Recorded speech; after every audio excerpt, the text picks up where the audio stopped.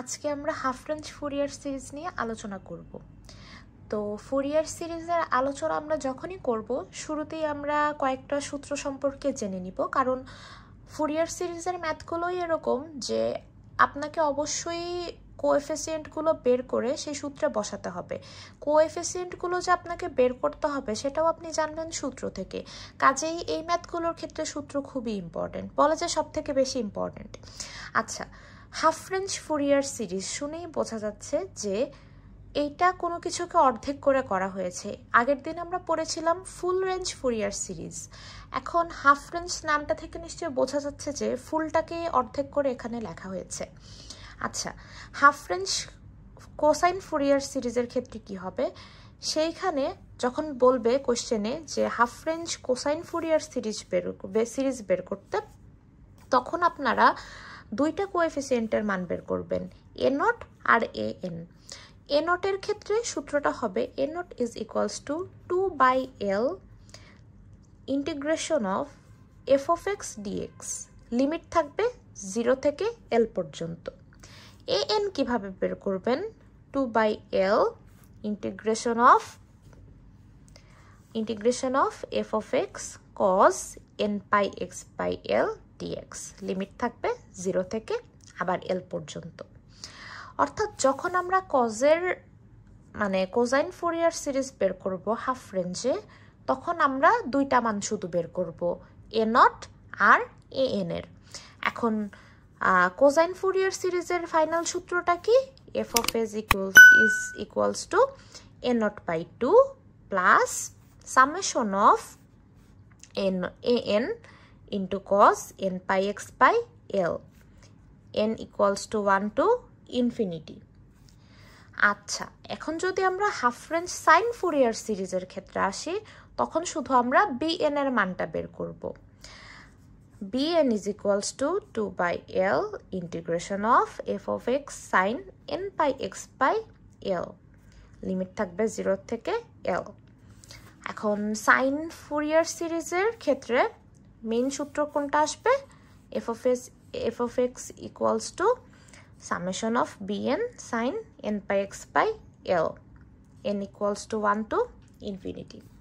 আচ্ছা, এখন দেখেন তো আপনারা যে আমরা যদি এই দুইটা সূত্রকে যোগ করে দেই তাহলে কি পাই, তাহলে আমরা ফুল রেঞ্জ ফুরিয়ার সিরিজের সূত্রটা পাই কিনা বলেন। আচ্ছা, ফুল রেঞ্জ ফুরিয়ার সিরিজের সূত্রটা কি ছিল, আমি এখানে একটু ছোট করে লিখছি। হ্যাঁ, ফুল রেঞ্জ ফুরিয়ার সিরিজের সূত্রটা আমাদের এরকম ছিল নাকি,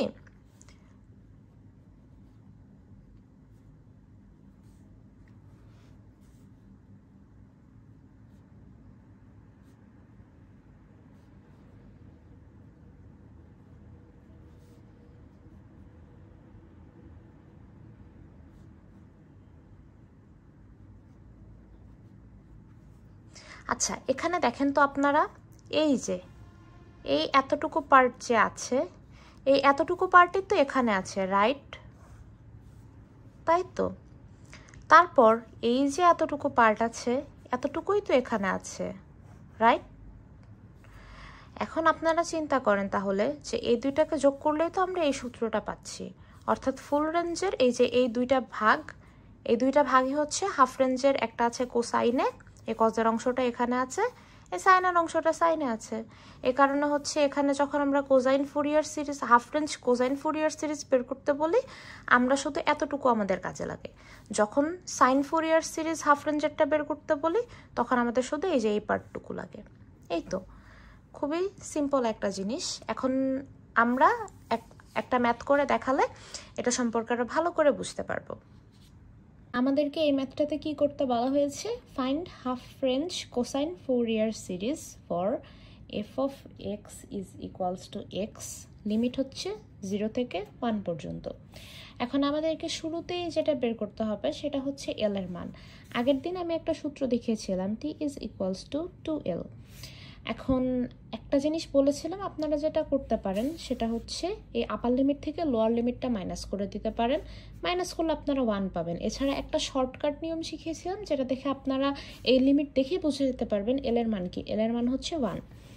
তো এত কিছু না করে আমি সরাসরি যেহেতু আপনাদেরকে আগের দিন দেখিয়েছি কিভাবে আপনারা এল এর মান বের করতে পারেন, তো আমি সরাসরি আজকে এখানে লিখে ফেললাম এল এর মান হচ্ছে 1। আপনারা চাইলে এই সূত্র দিয়েও বের করতে পারেন, বা আপার লিমিটের ভ্যালুই যে আপনার এল এর ভ্যালু সেটা আপনারা এভাবে লিখে দিতে পারেন, কোনো সমস্যা নেই।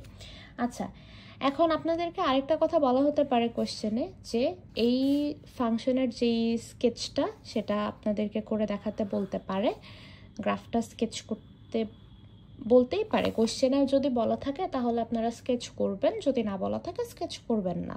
এখন আমরা কি জানি যে F of x is equals two x হচ্ছে গিয়ে একটা মূলবিন্দুগামী সরলরেখার গ্রাফ। এগুলো আমরা আগে পড়ে এসেছি কম বেশি। তো মূলবিন্দু দিয়ে আমি যে সরলরেখাটা আঁকবো, এই যে গ্রাফটা, এটাই হচ্ছে এটার গ্রাফ। আচ্ছা, এখন আমরা বাকি অঙ্কটা করব। তো আমাদেরকে শুরুতেই যেহেতু কোসাইন ফুরিয়ার সিরিজের কথা বলা হয়েছে, আমরা এ নটের মান বের করব। এ নটের সূত্রটা ছিল 2/l 0 থেকে l f of x dx। এখন আমি যেহেতু মানগুলো জানি, আমি মানগুলো সরাসরি বসিয়ে দেব।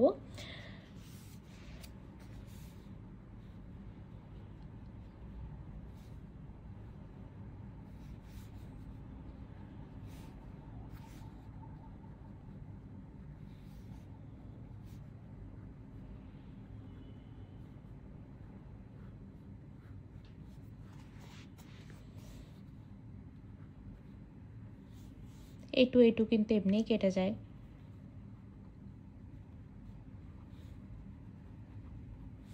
আমাদেরকে এই ম্যাথটাতে কি করতে বলা হয়েছে? Find half range cosine Fourier series for F of x is equals two x, limit হচ্ছে 0 থেকে 1 পর্যন্ত। এখন আমাদেরকে শুরুতেই যেটা বের করতে হবে সেটা হচ্ছে এল এর মান। আগের দিন আমি একটা সূত্র দেখিয়েছিলাম, টি ইজ ইকুয়ালস টু 2l। এখন একটা জিনিস বলেছিলাম, আপনারা যেটা করতে পারেন সেটা হচ্ছে এই আপার লিমিট থেকে লোয়ার লিমিটটা মাইনাস করে দিতে পারেন। মাইনাস করলে আপনারা 1 পাবেন। এছাড়া একটা শর্টকাট নিয়ম শিখিয়েছিলাম, যেটা দেখে আপনারা এই লিমিট দেখে বুঝে যেতে পারবেন এল এর মান কি। এল এর মান হচ্ছে 1। তো এত কিছু না করে আমি সরাসরি যেহেতু আপনাদেরকে আগের দিন দেখিয়েছি কিভাবে আপনারা এল এর মান বের করতে পারেন, তো আমি সরাসরি আজকে এখানে লিখে ফেললাম এল এর মান হচ্ছে 1। আপনারা চাইলে এই সূত্র দিয়েও বের করতে পারেন, বা আপার লিমিটের ভ্যালুই যে আপনার এল এর ভ্যালু সেটা আপনারা এভাবে লিখে দিতে পারেন, কোনো সমস্যা নেই। আচ্ছা, এখন আপনাদেরকে আরেকটা কথা বলা হতে পারে কোশ্চেনে, যে এই ফাংশনের যেই স্কেচটা সেটা আপনাদেরকে করে দেখাতে বলতে পারে, গ্রাফটা স্কেচ করতে বলতেই পারে। কোশ্চেনে যদি বলা থাকে তাহলে আপনারা স্কেচ করবেন, যদি না বলা থাকে স্কেচ করবেন না। এখন আমরা কি জানি যে F of x is equals two x হচ্ছে গিয়ে একটা মূলবিন্দুগামী সরলরেখার গ্রাফ। এগুলো আমরা আগে পড়ে এসেছি কম বেশি। তো মূলবিন্দু দিয়ে আমি যে সরলরেখাটা আঁকবো, এই যে গ্রাফটা, এটাই হচ্ছে এটার গ্রাফ। আচ্ছা, এখন আমরা বাকি অঙ্কটা করব। তো আমাদেরকে শুরুতেই যেহেতু কোসাইন ফুরিয়ার সিরিজের কথা বলা হয়েছে, আমরা এ নটের মান বের করব। এ নটের সূত্রটা ছিল 2/l 0 থেকে l f of x dx। এখন আমি যেহেতু মানগুলো জানি, আমি মানগুলো সরাসরি বসিয়ে দেব।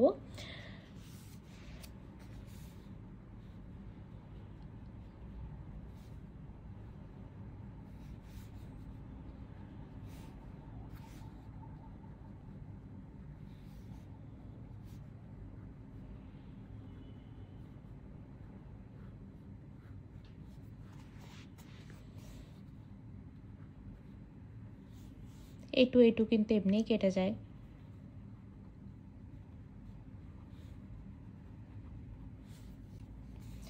এখন আপনাকে বের করতে হবে এই এন এর ভ্যালু যেটা, সেটা। তো সেটাও আমরা সূত্র জানি।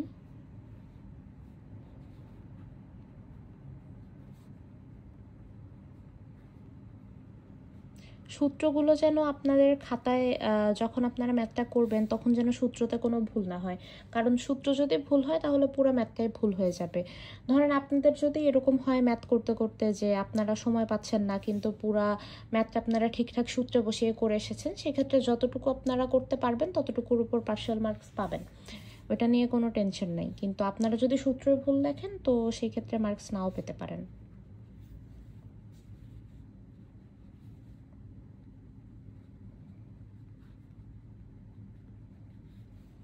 এল এর মান আমরা জানি কি 1, তো 1 আর 1 এই n পাই x এর নিচে লেখা না লেখা সেম জিনিসই, তাই আর আমি লিখলাম না। এখন আমাদেরকে যেটা করতে হবে ইন্টিগ্রেশন বাই পার্টস। তো ইন্টিগ্রেশন বাই পার্টস আমরা ইউভির সূত্রে করব না, আমরা করব হচ্ছে ডিআই বা বক্স মেথডে।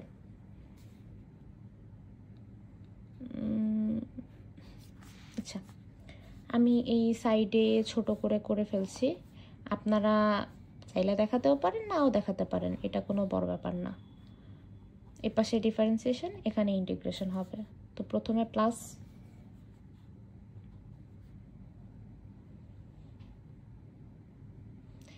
আমি আগের দিন বলেইছি যে কিভাবে এই ডিআই মেথডে হচ্ছে কি ইন্টিগ্রেশন বাই পার্টস করতে হয়, কাজেই আজকে আর দেখাচ্ছি না, আজকে আমি করে যাচ্ছি বা মাঝে মাঝে বলতেও পারি করতে করতে।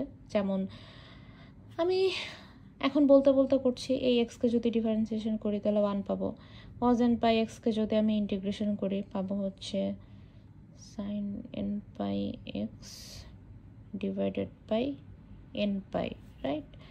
আবার প্লাস এখানে 0, এখন এখানে আমি পাবো কি, আচ্ছা যেটাই পাই এটা এখানে লিখবো না, এটা হচ্ছে জায়গাও নাই, মাইনাস সাইনকে যদি আমরা ইন্টিগ্রেশন করি পাবো cos n পাই এক্স। এখন n পাই এক্স এর সাথে আছে, তো এইটাকে যদি আমি আবার ভাগ করে দেই এখানে আসবে হচ্ছে 1/n square pi square into, জায়গা নেই দেখে আমি নিচে লিখছি cos n পাই এক্স, ঠিক আছে? এখন আমি এই পুরো অ্যান্সারটাকে এখানে বসাই দেব, বসাইয়া লিমিট অ্যাপ্লাই করব। অ্যান্সারটা বসালে আমি যেটা পাই সেটা হচ্ছে X by N pi sine N pi X plus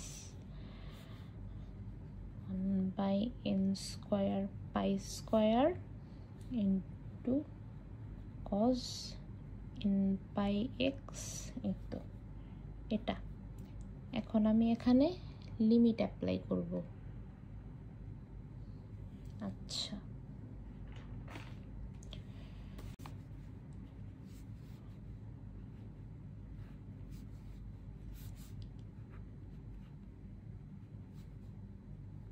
তো লিমিট আপার লিমিটের ভ্যালু আর লোয়ার লিমিটের ভ্যালু বসিয়ে আমি যেগুলো পাচ্ছি সেগুলো হচ্ছে 1/n pi into sign n পাই plus 1/n square pi square cos n পাই মাইনাস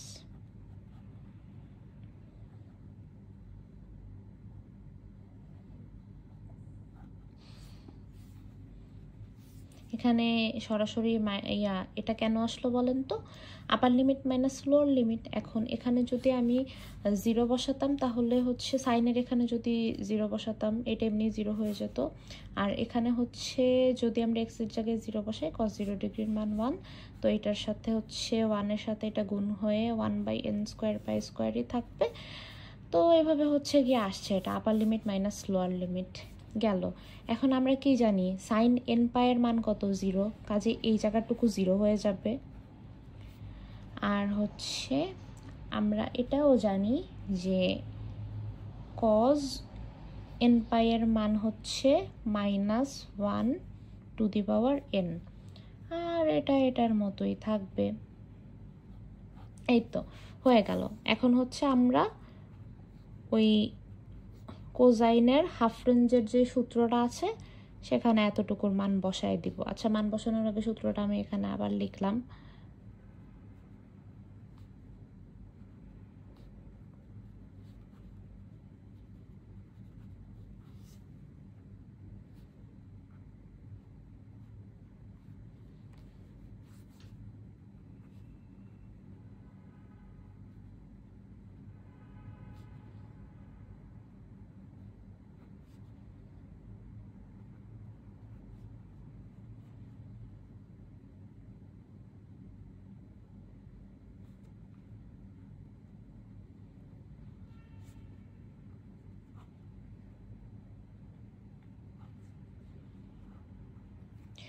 এই হচ্ছে অ্যান্সার। আর এই গেল হচ্ছে হাফ রেঞ্জ কোসাইন ফুরিয়ার সিরিজের ম্যাথ।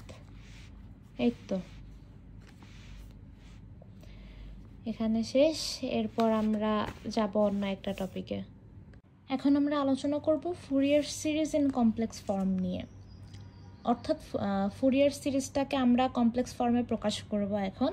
তো এটার জন্য আমাদের যেটা লাগবে, সূত্র লাগবে। এখানেও অন্য ফুরিয়ার সিরিজের হাফ রেঞ্জ আর ফুল রেঞ্জের মতো এখানেও আমাদেরকে সূত্র ব্যবহার করতে হবে, এবং এখানে সূত্রের মধ্যে যে কোএফিসিয়েন্টটা আছে সেটারও একটা মান আছে, সেটা বের করে নিয়ে আসতে হবে। তারপর সেটা সূত্রে বসালে আমরা কমপ্লেক্স ফর্মটা পাবো। এখন ফুরিয়ার সিরিজের কমপ্লেক্স ফর্মের যে সূত্র সেটা হচ্ছে F of x is equals to summation of cn into e to the power minus in pi x by l। এখানে সামেশনের লোয়ার লিমিট হচ্ছে n is equals to minus infinity, আর আপার লিমিট হচ্ছে in plus infinity। তো এখানে আমরা যখন এখানে দেখতে পাচ্ছি cn বলে একটা জিনিস আছে, একটা কোএফিসিয়েন্ট আছে, সেইটার মান আমরা কোন সূত্র দিয়ে বের করব? 1/2l into integration of f of x into e to the power in pi x by l dx। এখানে ইন্টিগ্রেশনের লিমিট থাকবে -l to l। এখন আমরা যদি একটা ম্যাথ করি, ম্যাথটা করলে আমাদের কাছে ব্যাপারটা আরো বেশি ক্লিয়ার হবে। আচ্ছা, এখন আমরা দেখে নেব এই ম্যাথটা। আশা করা যায় এই ম্যাথটা দেখলে কমপ্লেক্স ফর্ম নিয়ে, অর্থাৎ ফুরিয়ার সিরিজের কমপ্লেক্স ফর্ম নিয়ে সমস্যা অনেকটাই কেটে যাবে। আচ্ছা, এখন ম্যাথটাতে কি বলা হয়েছে? F of x is equals two 2x, limit দেওয়া আছে -π থেকে π পর্যন্ত। তো এই ধরনের ম্যাথগুলোতে আমাদের সবার আগে দরকার হয় এল এর মান বের করা। তা আমি বলেইছিলাম কিছুক্ষণ আগে যে এল এর মান বের করতে গেলে আপার লিমিটের দিকে খেয়াল করতে হবে, কারণ আপার লিমিটের মানটাই হচ্ছে এল এর মান। এখন যেহেতু আমরা এল এর মানটাও পেয়ে গিয়েছি, আমরা যেটা করব সেটা হচ্ছে যে, আচ্ছা ফার্স্টে আমি সূত্রটা লিখে নিয়েছি। এখানে এফ অফ এক্স এর যে সূত্রটা সেটা লিখে নিয়েছি। সূত্রটা কিছুক্ষণ আগে আমি আলোচনা করেছি। তো এখন এখানে যে কোএফিসিয়েন্ট cn আছে সেটার ভ্যালু বের করতে হবে। তো সেটার জন্য যে সূত্রটা দরকার সেটা আমি লিখে নিয়েছি। এখন দেখেন এই সূত্রে যে মানগুলোর কথা বলা আছে, এল, এফ অফ এক্স, তারপর হচ্ছে এই তো এই কয়েকটাই, তো এগুলো আমরা হচ্ছে গিয়ে বের করে নিয়েছি। এল এর মানটা বের করে নিয়েছি, তারপর হচ্ছে এফ অফ এক্স এর মানটা এখানে দেয়া আছে। এখন এই মানগুলো আমরা এখানে বসাই দিছি। এই দেখেন 12 ছিল, এল এর জায়গায় পাই বসাই দিছি, এল এর মানটা পাই সেটা বসাইছি। এখন আর হচ্ছে কি এখানে লিমিট ছিল কি -l থেকে l পর্যন্ত, এখানে -π বসাইছি, আর এর উপরে আপার লিমিটে বসাইছি হচ্ছে পাই, কারণ এল এর মান পাই। এফ অফ এক্স এর মান 2x, আর হচ্ছে E to the power in pi x ছিল সেটা বসাইছি, আর ডিভাইডেড বাই এল এর মান বসাইছি। এখন এই পাই আর এই পাই কেটে যায়। আমি পরের লাইনে আবার লিখি ব্যাপারটাকে।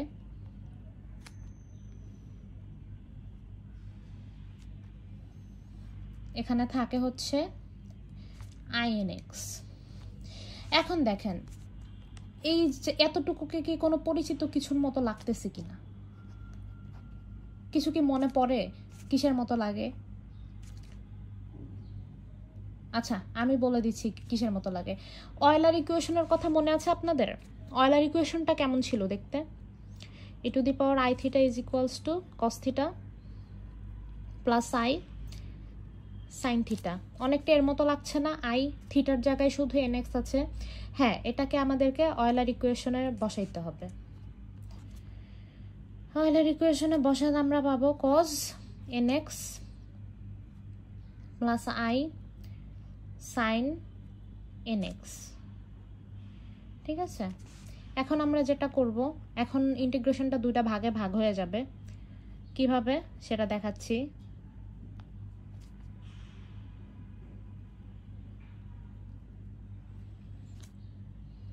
আমি dx দেই না, এটা না দিলে তো আমার ইন্টিগ্রেশন হবেই না। তো i sin x, আইটাকে আমি শুরুতেই বাইরে নিয়ে আসি।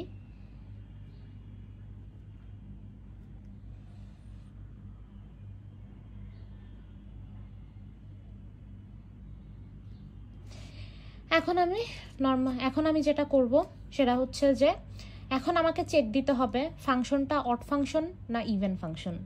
আচ্ছা, এখন অড আর ইভেন ফাংশন আমরা কেন চেক দিব এখানে? কারণ হচ্ছে আমাদের আপার লিমিট আর লোয়ার লিমিটের মান কিন্তু সমান দুই জায়গাতেই, কিন্তু চিহ্ন আলাদা আছে। লোয়ার লিমিটে মাইনাস, আপার লিমিটে প্লাস আছে দুইটার ক্ষেত্রে। এখন আমরা এটাকে চেক দিব। চেক দিলে দেখা যাবে ক্যালকুলেশনটা আমাদের ছোট হয়ে আসছে। কিভাবে? কারণ হচ্ছে এই 2x, এখানে যদি আমি x এর জায়গায় -x বসাই, আবার এখানেও হচ্ছে যদি আমি x এর জায়গায় -x বসাই, আমরা 2xটাকে পাবো হচ্ছে একটা অড ফাংশন আর এটাকে পাবো একটা ইভেন ফাংশন। এখন একটা অড ফাংশন আর একটা ইভেন ফাংশন মিলে আমরা অড ফাংশনই পাই। তো অড ফাংশনের ক্ষেত্রে লিমিটিং ভ্যালু যদি সেম থাকে কিন্তু চিহ্ন আলাদা থাকে, তাহলে আর কোনো দিকে না তাকাই আমরা সেটার অ্যান্সার লিখব 0। আচ্ছা, এখন আমরা এই দ্বিতীয় ফাংশনটাকে যদি খেয়াল করে আমরা দেখতে পারবো যে এখানে 2x এর জায়গায় -x বসাইলে আর এখানেও যদি আমরা x এর জায়গায় -x বসাই, তাহলে একটা এই অড ফাংশন আরেকটা, এই দুইটাই কিন্তু অড ফাংশন পাওয়া যায়। তাহলে দুইটা অড ফাংশন মিলে হবে হচ্ছে একটা ইভেন ফাংশন। তো তখন আমরা হচ্ছে যেটা করব এখানে এখন এখানে একটা 2 গুণ হবে, আর লোয়ার লিমিটের ভ্যালু হবে 0, আপার লিমিটের ভ্যালু সেমই থাকবে। বাকি ইন্টিগ্রেশন আমরা যেই নিয়ম আছে সেই নিয়মে আমরা নর্মালি করে যাব। এখন এখানে ইন্টিগ্রেশন বাই পার্টসের ফর্মুলাতে পড়ে, তো সেটা আমরা অবশ্যই ইউভির সূত্র দিয়ে করব না এখানে, সেটা আমরা ডিআই মেথডে বা বক্স মেথডে করে নিব। এই সাইডে আমি এখানে করে দেখাচ্ছি। আচ্ছা, এখন আর আমি শুরুর মতো হচ্ছে গিয়ে প্রতিটা লাইন বুঝায় করতেছি না বক্স মেথডে, কারণ এর আগে আমি করায় দেখাইছিলাম যে কিভাবে এটা করতে হয়।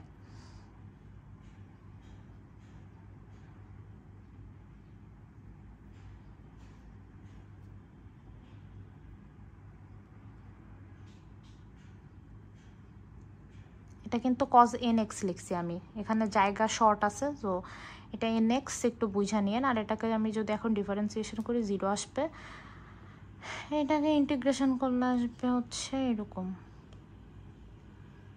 sin nx। এখন অ্যান্সারটাকে আমি এখানে বসাই দিব।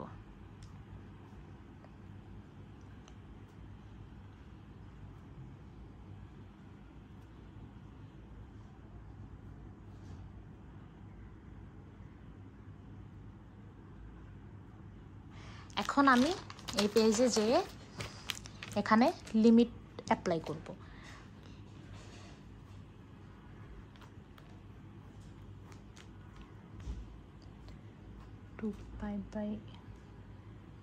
এখানে কিন্তু একটা মাইনাস আছে,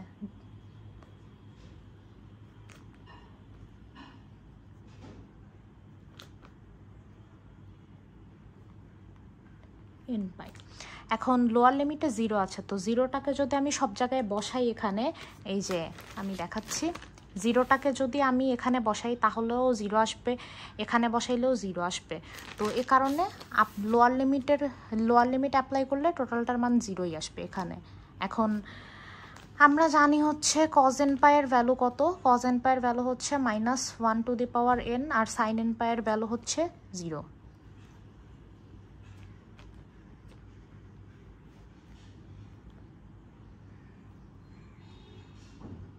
এটা কিন্তু পাই, সরি।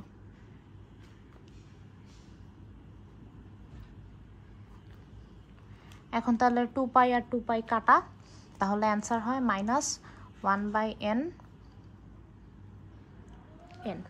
এখন আমি যেটা করব, এখন এখানে f of x এর জায়গায় যদি বসায় দেই আমি, মানে ওই cn এর ভ্যালুটা যদি আমি বসায় দেই, তাহলে আমার অঙ্ক শেষ। ঠিক আছে, cn এর ভ্যালু আমি এটা পাইছি 1/n e⁻i nx/l। এই ছিল আমাদের math. Channel, stay with the solution.